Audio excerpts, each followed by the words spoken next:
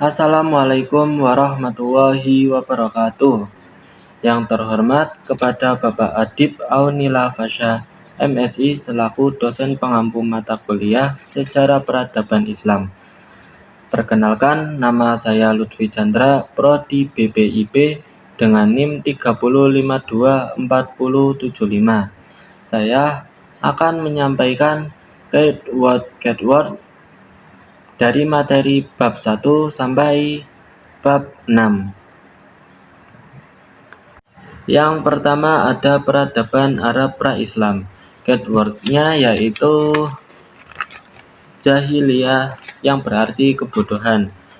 Kebodohan yang dimaksud yaitu meniru cara sesembahan yang dilihatnya sehingga mereka pun tertarik untuk menyembahnya tanpa ditelusuri yang mereka sembah itu benar atau salah. Mudah terhasut. Jahiliyah di sini lebih mengacu ke arah pola pikir dan akidah mereka, tapi mereka tidak bodoh dalam strategi perang, menghafal, dan perdagangan. Ini terjadi karena setelah wafatnya Nabi Ismail, masyarakat Mekah yang tadinya menganut ajaran Nabi Ismail sekarang berpindah menyembah berhala. Proses perpindahan kepercayaan menyembah berhala berawal dari Amir bin Lubai, seorang pembesar di suku Huza'ah yang melakukan perjalanan ke Syam. Dia melihat penduduk kota Syam melakukan ibadah dengan menyembah berhala, lalu dia tertarik untuk mempelajari dan mempraktikannya di Mekah, sehingga masyarakat Mekah meyakini bahwa berhala adalah perantara untuk mendekatkan diri kepada Tuhannya. Yang kedua ada peradaban Islam masa Rasulullah SAW periode Mekah dan Madinah.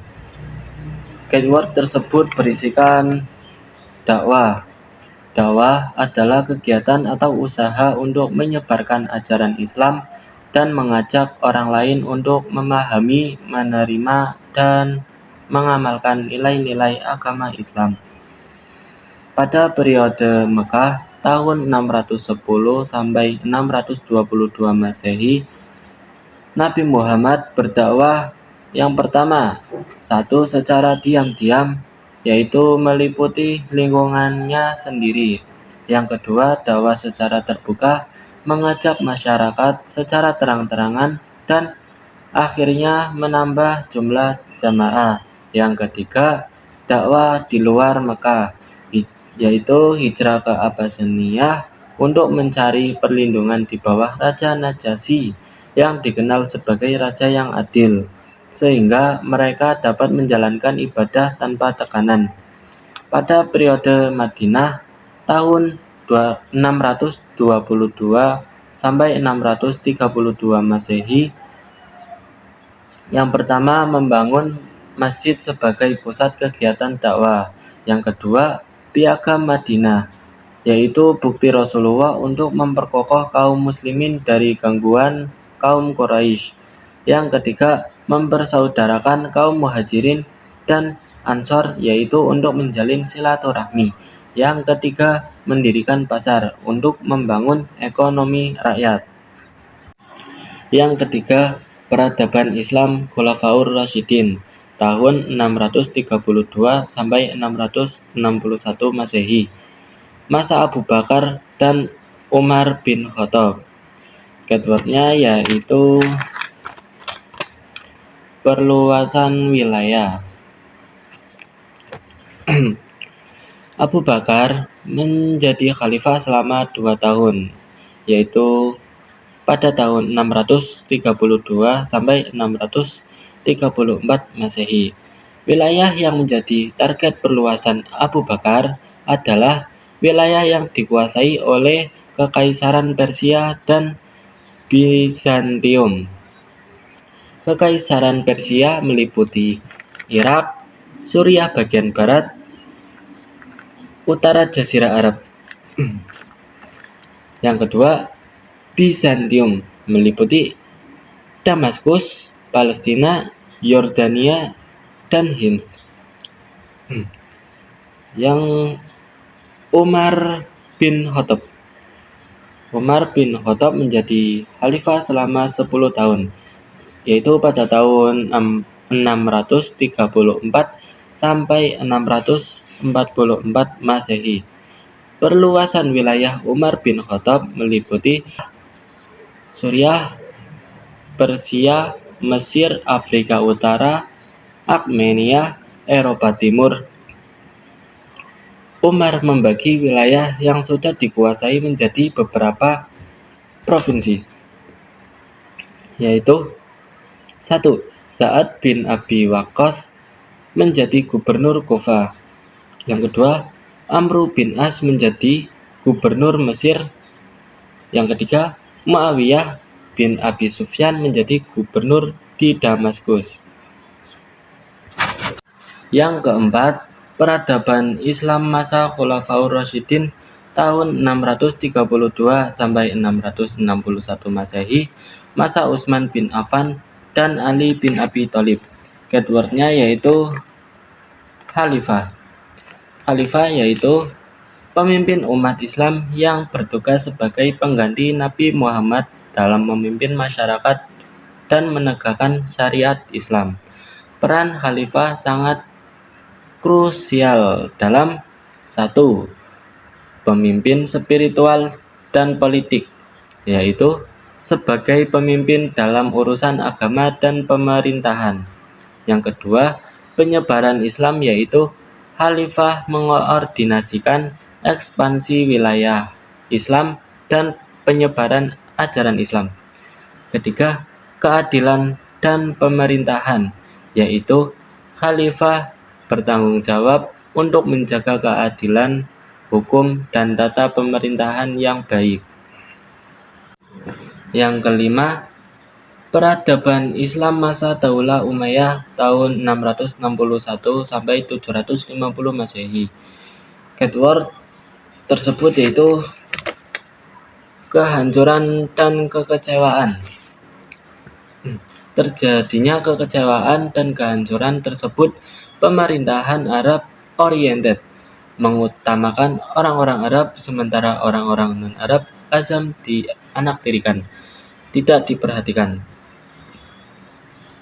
Penyebab kehancuran Daulah Umayyah: 1. Ketidakpuasan kelompok Mawali. Kaum Mawali di era Daulah Umayyah merasa dipinggirkan, tidak mendapat hak yang sama dibanding orang-orang Arab dalam hal tunjangan dan beberapa hak lain termasuk jabatan penting pemerintahan Daulah Umayyah, seperti mengutamakan orang-orang Arab sebagai pemimpin di seluruh wilayah taklukan. Dan ini tentu menimbulkan kecemburuan bagi kelompok Mawali. Yang kedua, perpecahan kelompok Arab Mudariyah bagian utara dan Arab Himyariyah bagian Arab Selatan yang cenderung membela salah satu pihak. Yang ketiga, sistem monarki. Dan yang keempat, kelompok Syiah dan Khawarij yang selama ini mengganggu pemerintahan ikut memperparah kehancuran Daulah Umayyah. Dan yang terakhir, ada peradaban Islam Daulah Abbasiyah tahun 750 sampai 1258 Masehi. Keywordnya yaitu masa keemasan Islam atau kejayaan. Daulah Abbasiyah merupakan dinasti Abbasiyah, dinasti yang didirikan oleh Abul Abbas As-Saffah tahun 750 Masehi atau bertepatan dengan tahun 132 Hijriah. Abul Abbas As-Saffah menjadi khalifah pertama setelah menggulingkan pemerintahan Bani Umayyah, pimpinan Marwan bin Muhammad, dalam Perang Al-Zab Irak yang menjadi puncak peperangan antara kekuatan Abbasiyah dan Umayyah. Nama Abbasiyah dalam pemerintahan ini sendiri diambil dan dinisbatkan kepada nama paman Rasulullah SAW, Abbas bin Abdul Muthalib.